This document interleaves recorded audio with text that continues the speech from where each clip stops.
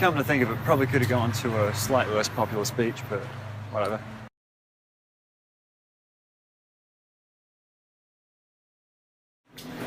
Tide looks like it's right in as well. Yeah. Oh, how good's the sky? Sky and the sea, yeah. Nothing short of gorgeous. I don't actually know what the timeline is for your whole story, I guess. Where did it all go wrong, Alex? For me, with mental illness? Yeah.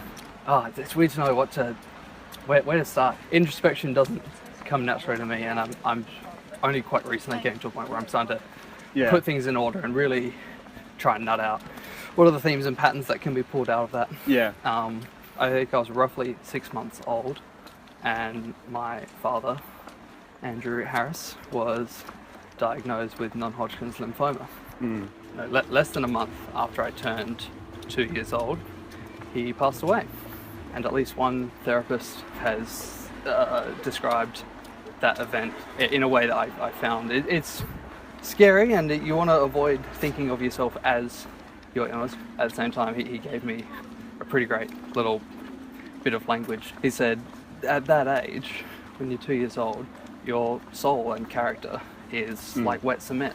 A footprint in wet cement is still going to be there long after it has dried. Although, just on that note, because you did mention you sort of see that as conflicting a little bit with the idea of not being your illness, I would say that it would be similar to having a scar. Like, your scar is not really so much part of your body, as in, like, it's not part of who you are and as a person, but like it's a thing that you have. But it is a permanent thing. Yeah, exactly. I mean, although mental illness isn't necessarily permanent, though, thank goodness.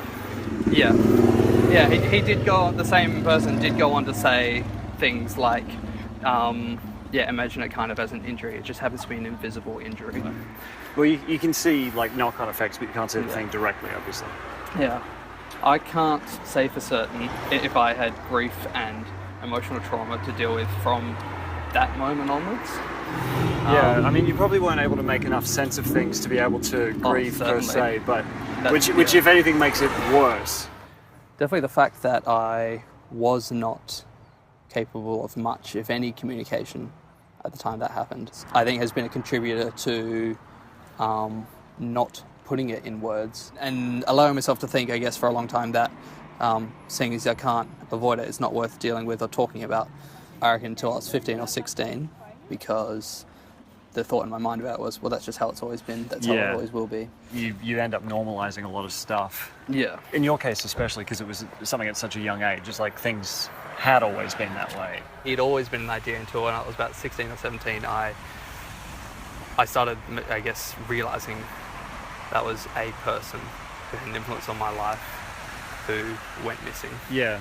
And here I am, just about to go on 24, so it's been, about 8 years? Since I maybe started admitting there's an issue here. Spent most of 2014 in therapy, a little bit on and off again, but the majority of it. Learning coping strategies for anxiety, which was getting out of control. I'd felt like I'd been living with depression for a long time, and probably had resigned myself to that life by that point. But then the anxiety led to panic attacks. Yeah. Which then started increasing in frequency and length of time. I was able to say to myself pretty quickly after my nastiest one, right, I need help. It does suck that it quite often has to take that much to, like, for a lot of people to even seek help. Like, things had to get pretty bad for me as well. But those are very much under control now. I can't remember the last time I had a panic attack. Yeah. Some of the deepest set stuff may not yet have been dealt with. Yeah. The most alarming stuff, anxiety attacks and panic attacks, is very much under control now. So the therapy and the medication have definitely had a positive effect, and there's definitely been improvement. But there's some degree, I suspect, of genetic predisposition. Yeah, and that's an interesting one to bring up, because when I was going through therapy earlier this year, I think I mentioned briefly the fact that, it sort of ran in my family, and he dismissed that a bit because he's not of the opinion that the genetic component factors in quite as much as it's made out to. Okay. Because his argument is that, you're not born with a certain way of thinking or anything, and so you have to have learnt your patterns of thought somewhere. Like, some people have, like, a makeup that makes them more likely, like, in more susceptible. You're just more susceptible. Did part of this, genetics of depression study. I think they are actually still looking for more people to sample in that, because I don't think they've got enough data yet. So like there's a survey that you take, and then if they're particularly interested in you, then they'll send you a pack and you spit in a cup and seal it off and send it back. It's been pretty clear to me for a while that it runs pretty heavily in my family. It's not the terminal illness that I thought it was going to be, just from the amount that I've improved myself over the course of this year through therapy. Like finding out just how much help actually helps has been huge. The fact that I revised my entire novel in 48 hours and had 2 full days of work in that time as well. Yeah. Like, that's the difference between not depressed James and depressed James. I can remember before I was depressed, but I can't remember before I was anxious. Are you sort of more deeply depressed or more deeply anxious? And which is the primary, which is the secondary out of those two for you? I feel I am more deeply depressed. I think it's the other way around for me. But well, I know it is because, you know, I dealt with the depression this year, but there's still some anxiety underneath. Yeah, so I'm about to go back in and do some more therapy to try and get that addressed. That is a really good thing. It's a brave and difficult thing, and I'm proud of you. Thanks. I'm proud of anyone who is able to say to themselves, I need help. You never realise just how bad it is, and it's only when something happens that snaps you out of it and you get like just a glimpse of what sanity actually looks like, and you see just how far you've been from it for so long. Yeah. That's when you do it, especially because mental illness skews your memory and just it blanks out whole swathes of things that and you don't even notice that it's gone. I've definitely been realising in the last couple of years how true that is of my experience. I didn't realise how bad I was until I went through a bunch of text messages over the course of a week, sort of just kept stock on all the days that I wasn't feeling well, and there were like twice as many days as what I remembered there being. Yeah. Like if you think you might have something, then you almost certainly have something. You're starting to think you might have. That means it's probably been around a lot longer. Yeah, exactly. Yeah. You normalise it. I think partly that's what humans do. Yeah. That's what makes humans the apex predator. If you look at the world, we're super adaptable. From an evolutionary point of view, and we're super adaptable and super good at like saying, right, this is how it currently is. I'm just going to run with that. And there's so many things about mental illness that turn into a feedback loop so quickly. Yeah. And one of them is your self-worth plummets. Yeah.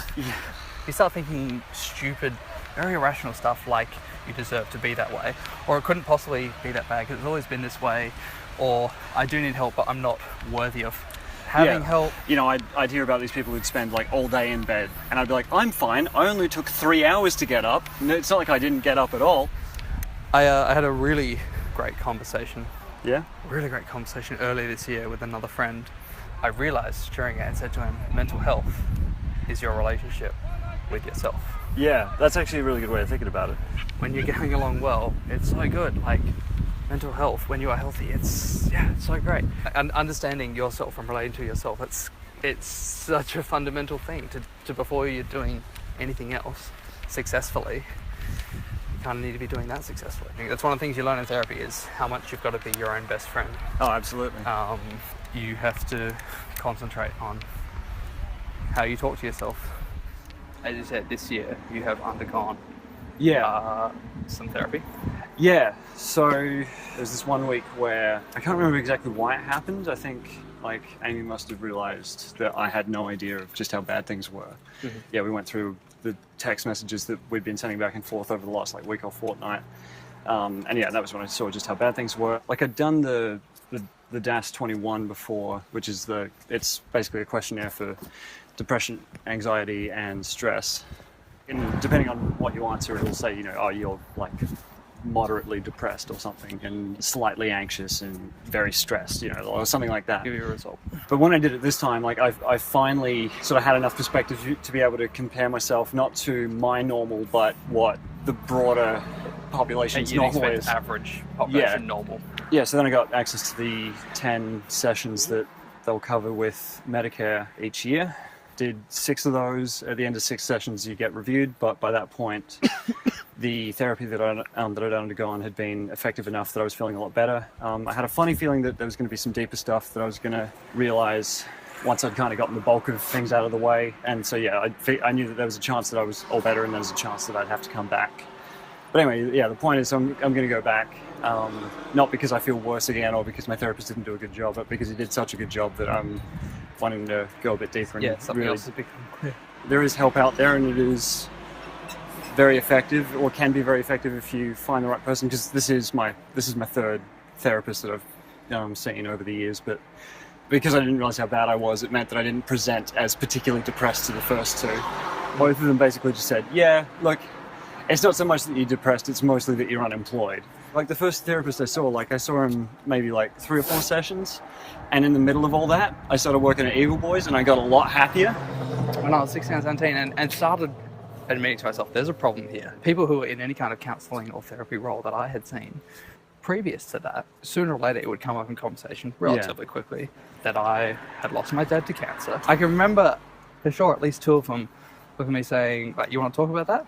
And me being like, oh, no, like, that's all sorted. And the bastards went, oh, okay, and left it at that. Yeah. And didn't press a 13-year-old and be like, hey, wait a minute, maybe you don't quite know enough about trauma. Maybe and at grief. age 13 you don't have the emotional insight to understand just how much this has affected you. Yeah, I don't care how introspective you are if you're 13.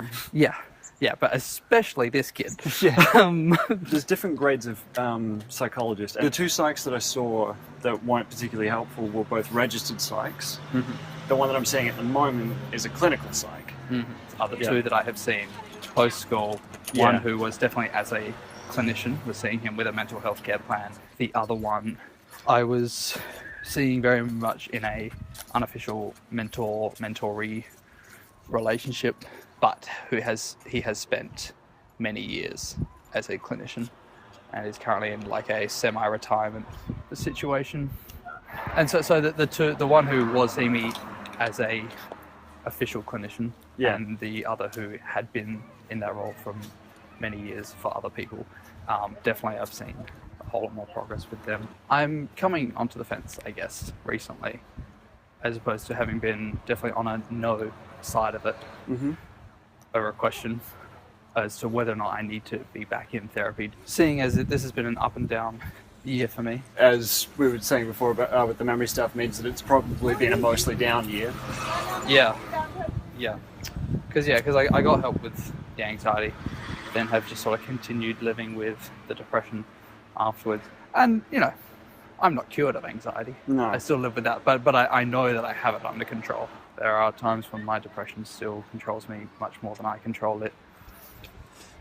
Which then leads you on to things like defining yourself by thinking of yourself as your illness. There is a certain fear of tackling it, a fear of how difficult that might be. There is a certain degree of comfort in sort of knowing who you are and giving yourself a definition, even if you're not an irrational or unhealthy one. Yeah. For me, though, like having gone through help for at least part of my mental illness, has been that like all the things that I was worried about changing in a negative way haven't changed, and all the ways that I was hoping it was going to change in a positive way have changed like far more than what I ever could have hoped to have imagined. Like, I know it's irrational, but like it's even more irrational than what you could like than what I could currently think it is. Perceive it as being. Yeah.